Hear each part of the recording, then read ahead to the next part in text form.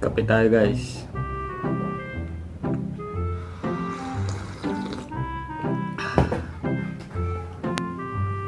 Oras ngayon 12. Ay hindi, 11:45. Nagising ako 9 AM. Pwede na tayo magkape, black coffee. Walang creamer, walang sugar, black coffee lang.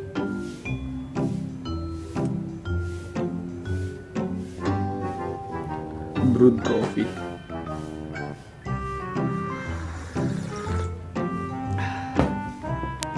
Intermittent fasting ginagawa ko.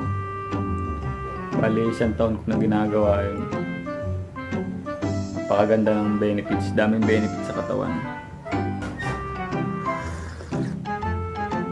Dati ayoko ng lasa nito. Pakapait kasi pero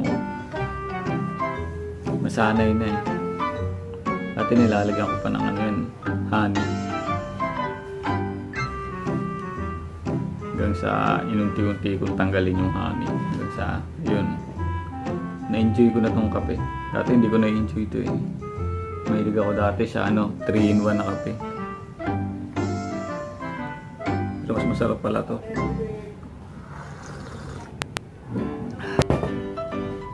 Sarap. Benefits ng fasting. Benefits sa akin ng fasting kasi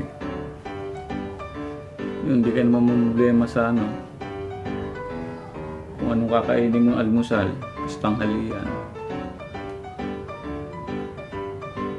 Tuwing gabi na lang ako kumakain kasi 1 meal a day. Paulit-ulit lang kinakain ko itlog. 4 na itlog. 4 na chicken breast. Mani. Apple, saging. Yun, paulit-ulit lang yun. Lagi yun, 1 taon ko na ginagawa yun. Paulit-ulit ko lang ginagawa yun. Hindi ako nagsasawa.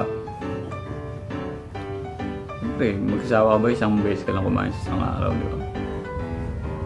Feeling mo, first time lang lagi matikman yung pagkain na yun. Dati nga na-try ko. 2 days walang kain, wala talagang kain, as in tubig lang, tsaka kape.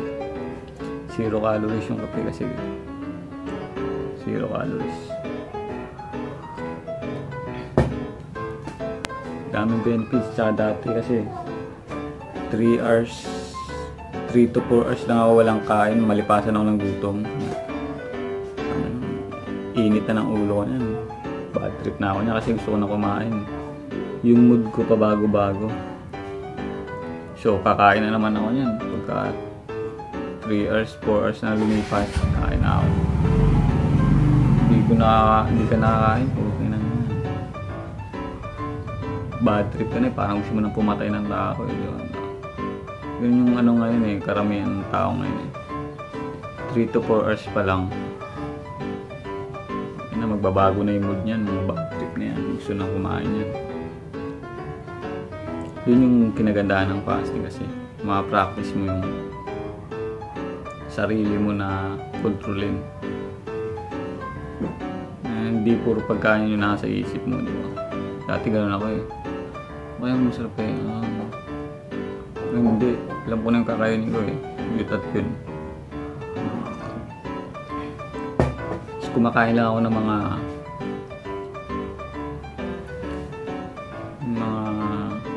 ibang pagkain. Kapag nakain ko na yun, yung basic na kailangan ng katawan ko, yung macronutrient, pag nakuha ko na yun, tsaka na kumakain ng minsan ice cream, pizza, ganyan, burger, donut. Panghuli ko na kinakain yun. Cake, mga carbs, panghuli ko na kinakain. Inuuna ko muna yung mga protina tsaka fats.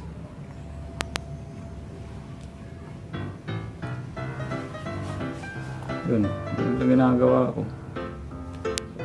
Intermittent fasting, the best, try nyo guys.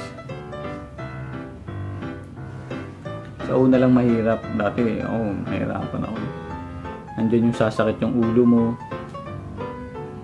hilo ka, nanginginig na yung katawan mo. Ganun ako dati, 4 hours pa lang, 5 hours na walang kain. nanginginig ka na yan. Ngayon, naramdaman ko yung nginig na yun kapag ano na, mga 2 days na walang kain talaga. 2 days, yung totoong gutom. Yung totoong gutom talaga, 2 days. May iba kasi natatakot baka mag-lose daw yung muscle nila eh. Pero hindi. Mag-lose lang yung muscle mo kapag naka 72 hours fasting ka na. Doon palang gagana yun.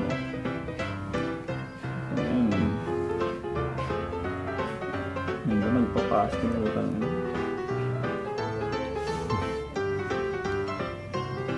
Yung sikreto ng diet kong pinaka-the best diet talaga, intermittent fasting, warrior diet.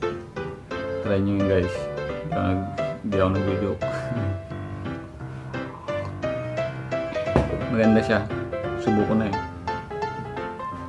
1 year rin inihap ko na ginagawa to. Saya, enjoyable pa. Enjoyable, adjustable. Lalo pagka may mga birthday kang pupuntahan, hindi mo problema kasi kahit ano kainin mo pwede. Tapos kinabukasan fasting ka. So yung fasting daw kasi based on research, nakakahaba daw ng buhay. Ang pahaba ng buhay. Nakakabata daw. Dati dami kong tigyawat eh. Tsaka sa likod. Ngayon wala na. Dami dyan dati. Ngayon wala na. Ganda, nakakalinis ng katawan eh. Tsaka pagka nasa fasting mode ka kasi, binibigyan mo ng chance yung katawan mong linisin yung loob ng katawan mo. Binibigyan mo ng chance na linisin. Hindi tulad kapag kakain ka ng kain, wala siyang chance magpahinga eh. Wala siyang chance maglinis sa loob.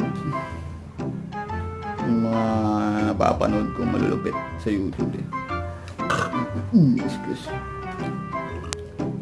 Dati kasi, curious ako sa mga warrior. Ang gaganda ng katawan ng warrior, di ba? Na sinerch ko, warrior diet. Pinangina may lumabas. Warrior diet, intermittent fasting. Ang ganda yun, sinundan ko na yun.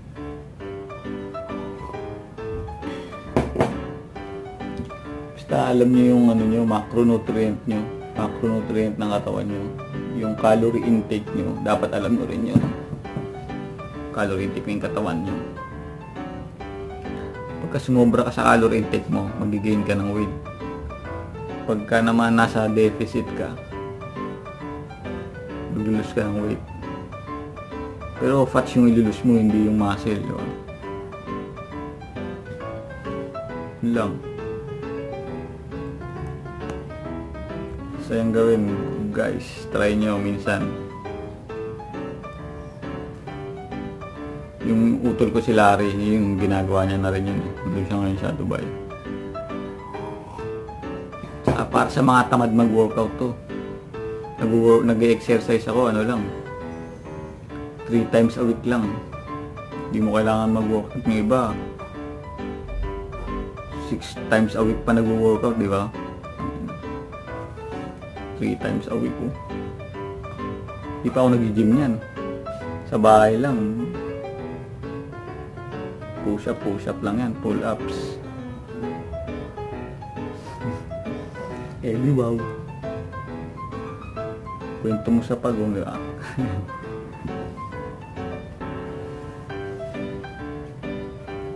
Ganda. Hindi mo kailangan ng gym. Hindi mo kailangan ng food supplement. Dati kasi nag-gym ako eh. Kasi inom pa ako niyan. Amino acid.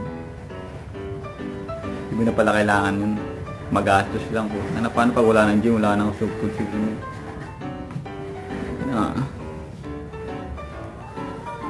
Makukuha mo naman pala sa mga pagkain yung amino acid. Diba? Sa itlog yan. 4 na itlog ako araw-araw. 4 na chicken breast. Yung iba sabi, kami na baka ma-high blood ka yan. High blood naman kalawan yun, sabi nila. Hindi kasi nila alam. Pero kung alam nila,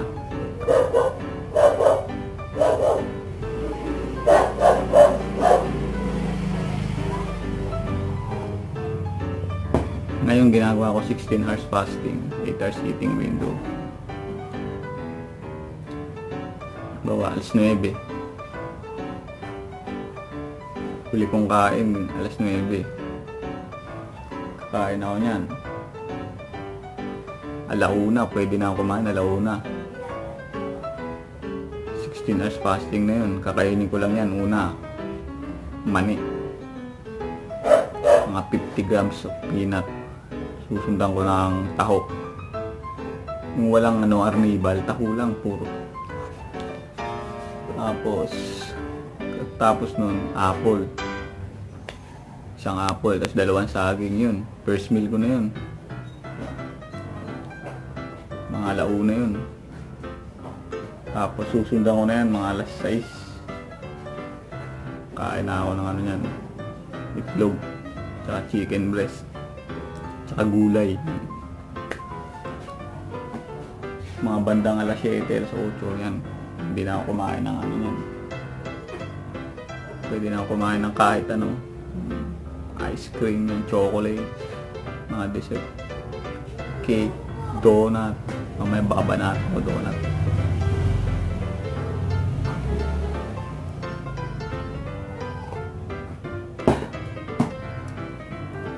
Masayang gawin. Tsaka yung mood mo, level lang. Diretso lang. Ang ganda. Dati kasi yung mood ko pag ganun. Pag kumain ka, pak, saya. Pagka 3 hours na, bad trip ka na. Ganun nga yung mood mo kapag small meals, sabi nila, small meals. Bago mo. Hindi tulad pagka fasting ka. Diretso lang yung mood mo. Ganda.